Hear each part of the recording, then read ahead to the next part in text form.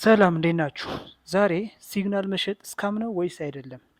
የሲግናል ስካም እነዚህ እንደዚህ የሚሉ ማስታወቂያዎች አይታችሁ ሊሆን ይችላል። በቀን በቀላሉ $100 መስራት ይቻላል ወይም 95% 90% 85% ዊን ሬት ያለው ሲግናል አለን፣ ቴሌግራም ጆይን ያድርጉ የሚሉ እና ሌሎች ማስታወቂያዎች አይታችሁ ይሆናል። ዛሬ እነዚህ ሲግናል ግሩፖች እንዴት እንደሚሰሩና እንዴት ስካም እንደሆኑ እናያለን። እስከ ቪዲዮ መጨረሻ አብራችሁ ይሆናል።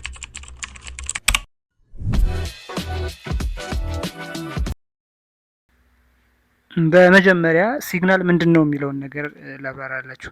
ሲግናል ማለት በትሬዲንግ ዓለም ውስጥ ያለ መቼ እንደምገዙና መቼ መግዛትና መቼ መሸጥ እንዳለባችሁ ወይ ደግሞ መቼ ሴል ወይ መቼ ባይ ብላችሁ ትሬድ ማድረግ እንዳለባችሁ የሚያሳይ ሀሳብ ነው ማለት ነው። ለምሳሌ ጎልድ ሊሆን ይችላል፣ ቢቲሲ ሊሆን ይችላል። ትሬድ የምታደርጉ ከሆነ ገበያውን በማጥናት ወይም ማርኬት አናሊሲስ በመስራት ሌሎች ሰዎች አሁን ማርኬቱ ሊወጣ ይችላል፣ ኤክስ ፕራይስ ላይ ሲደርስ ግዙ እና ስቶፕ ሎስ እዚህ ጋር አስቀምጡ፣ ቴክ ፕሮፊት እዚህ ጋር አስቀምጡ ይሏችሁና እናንተ ያንን መረጃ ተጠቅማችሁ ቀጥታ ወደ ማርኬት ውስጥ ገቡ ወይ ዊን ወይ ሉዝ ሊሆን ይችላል። ስለዚህ ይህንን መረጃ የሚሰጡ ሰዎች ምን ይባላሉ? ሲግናል ሻጮች ወይ ደግሞ ሲግናል ይባላል። እናንተ ሲግናል እየተቀበላችሁ ነው፣ መረጃ እየተቀበላችሁ ነው። ስለዚህ ሲግናል ማለት በቀላሉ መረጃ ማለት ነው። የግብይት የማርኬት መረጃ ነው።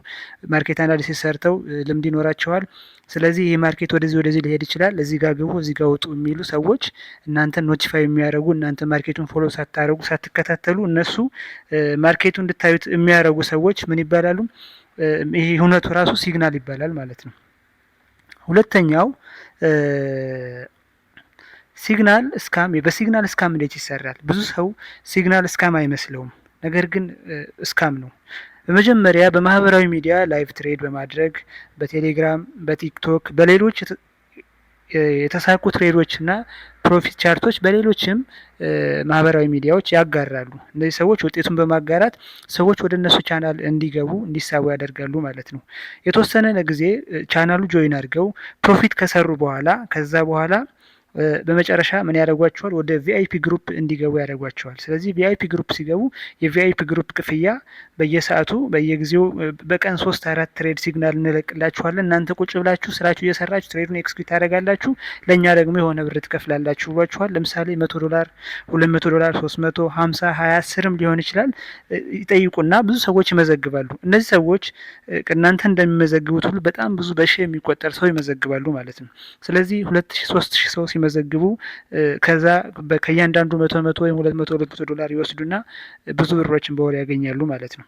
እነሱ በማርኬቱ እኛም ይመስለን አዲስ ስንሆን ወደ ሲግናል የሚገቡ ሰዎች የሚመስላቸው እነሱ ማርኬቱ በመዳፋቸው የያዙት ያህል ወይ ደግሞ ማርኬቱ የት ገብቶ የት ሊወጣ እንደሚችል በደንብ እንደሚያውቁት የእናታቸው ልጅ አድርገው ያዩታል ማለት ነው። ስለዚህ እንደዛ ስናየኛ ቀጥታ ከፍለን እንገባለን፣ ብዙ ብር የምናፍስ ይመስለናል፣ ብዙ ገንዘብ የምናገኝ ይመስለናል። ነገር ግን መጨረሻው የሚደመደመው የአብዛኛው ሲግናል ውጤት 95% ሉዝ ነው። የሚያተርፈው ሰው የሲግናል የሚሸጠው ብቻ ነው። አብዛኛው ሰው ሉዝ ያደርጋል ማለት ነው። ከዚህ በመቀጠል ደግሞ ከፍላችሁ እንደገና ደግሞ ዲፖዚት አድርጋችሁ ነው ትሬድ የምታደርጉት። ስለዚህ ብዙ ጊዜ ያልተመጣጠነ ስቶፕ ሎስ ያደርጋሉ፣ ብዙ ነገር ያደርጋሉ። ስለዚህ ብዙ ገንዘብ ዲፖዚት ስላላደረጋችሁ ነው ትባላላችሁ ማለት ነው። ስለዚህ በሲግናል የሲግናል ሻጩ ሰውዬ ተጠቀመ ማለት ነው። እናንተ ግን ብታገኙ በጣም የተወሰነ ገንዘብ ብቻ ነው የምታገኙት። ስለዚህ በዚህ መንገድ ነው የሲግናል ስካም የሚሰራው ማለት ነው። ሶስተኛው ሲግናል ስካም እየተደረግን እንደሆነ በሲግናል እንዴት እናውቃለን? የመጀመሪያው ብዙ ቻናሎች ጋር የሚተዋወቀው 100% ዊን ሬት፣ 90%፣ 80%፣ 95% ዊን ሬት የሚል ከሆነ እንደዚህ አይነት ማስታወቂያ የሚሰሩ ቻናሎች እየገባን ከሆነ ኦልሬዲ ትራክ እየተደረግን ነው። ብዙ ሰው ይገባል፣ እነሱ ገንዘብ ለመስራት ነው። የእኛ ፕሮፊት ማግኘት የእኛ ማጣት ምንም አይመስላቸውም ማለት ነው። ሁለተኛው ቀጥሎ በየቀኑ ትርፍ ብቻ እንደምናገኝ ፑሽ የሚያደርጉን ከሆነ ዛሬ በየቀኑ 100 ስሩ፣ በየቀኑ 200 በየቀኑ $1,000 $100 ይዘግባና $100 ወደ 30,000 ወደ 20,000 እንደዛ የሚሉ ከሆነ እኛ ወደ ትራክ ውስጥ እየገባን ነው ማለት ነው። ሌላ ኪሳራው ሲኖር ትሬድ ወይ ሉዝ ሲያደርግ ሶሻል ሚዲያ ላይ አለመለጠፍ። አብዛኞቹ ሲግናል ትሬደሮች ወይ ደግሞ ሲግናል የሚሸጡ ሰዎች ኔጌቲቭ የሆነ ሪቪው ወይ ደግሞ ኔጌቲቭ የሆነ ሉዝ ደይ ብዙ ጊዜ አይፖሰትም። ለምሳሌ በሳምንት ውስጥ 10 ትሬድ አድርጎ 5ቱ ዊን 5ቱ ሉዝ ቢሆን 5ቱ ሉዝ አይፖስትም ማለት ነው። ስለዚህ ሁልጊዜ በቻናላቸው ዊን የተደረገው ትሬድ ብቻ ከሆነ የሚለጠፈው፣ ስለዚህ እነዚህ ሰዎች እስካም ሊያደርጓቸው እየሞከሩ ነው ወይ ደግሞ ሪያሊስቲክ አይደለም ማለት ነው። ሌላው ደግሞ በዚህ የምናውቅበት መንገድ ምንድነው? ሪያሊስቲክ ያልሆነ ሪስክ ማኔጅመንት ያደርጋሉ።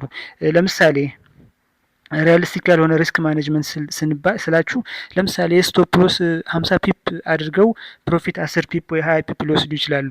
ይሄ እንደ ዊን ሬት ይቆጥሩታል ማለት ነው።